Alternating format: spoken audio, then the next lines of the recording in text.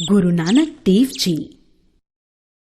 हमारे देश में बहुत से धर्मों को मानने वाले लोग साथ साथ रहते हैं। इन सभी धर्मों में ऐसे बहुत से महापुरुष हुए हैं जिन्होंने भाईचारे और एकता का संदेश दिया है। ऐसे ही एक महापुरुष सिखों के पहले गुरु नानक देव जी थे। गुरु नानक देव जी का जन्म 1469 में कार्तिक पूर्णिमा के दिन लाहौर के निकट तलवंडी नामक ग्राम में हुआ था, जो अब ननकाना साहिब कहलाता है। यह स्थान अब पाकिस्तान में है। इनके पिता का नाम कालू चंद बेदी और माता का नाम तृप्ता था। इनकी माता बड़ी मृदुल और शांत स्वभाव की थी। नानक पर इनका विशेष प्रभाव पड़ा था। इनकी बड़ी बहन का नाम नानकी था, क्योंकि वह नाना के घर में पैदा हुई थी। उनके नाम पर लोग इनको भी नानक कहने लगे। नानक जी बचपन से ही साधुओं की तरह बैठते और उन्हीं की तरह बातें करते थे। घर से जो पैसे उन्हें खर्च के लिए मिलते, उन्हें वे दीन दुखियों में बांट देते।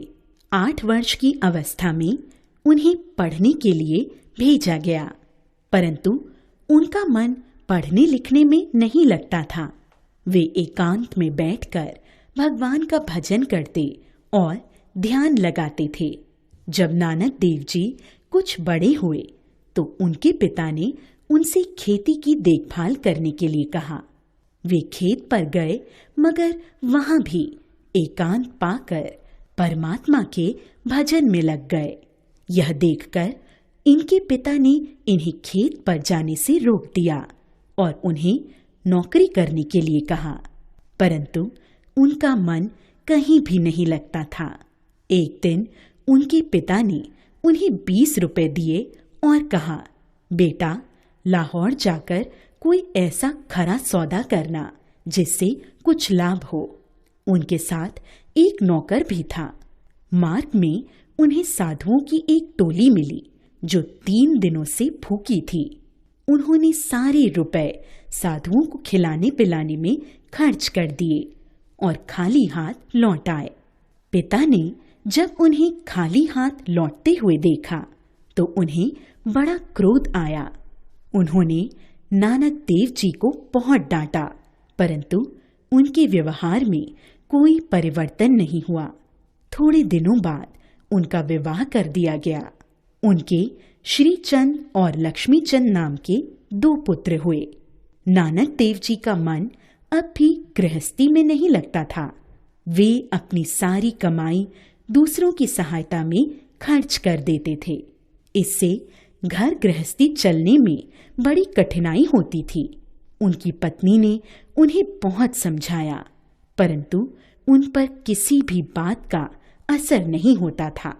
एक दिन उन्होंने घर बार छोड़ दिया। उन्हें समझाने के लिए उनके पिता ने मर्दाना नामक एक मुसलमान गवैये को उनके पास भेजा, परंतु मर्दाना स्वयं ही उनका चेला बन गया। बाला पहले से ही उनके साथ था।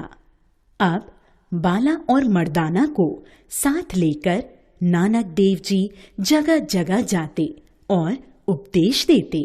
ईश्वर एक है। हिंदू मुसलमान सब ईश्वर की संतान हैं।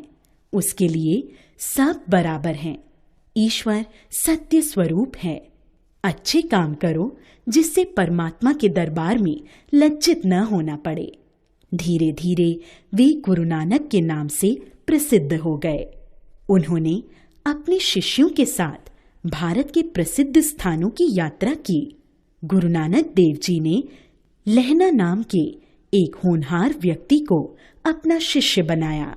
आगे चलकर वे गुरु अंगद के नाम से गुरु नानक देव जी की गद्दी के उत्तराधिकारी बने।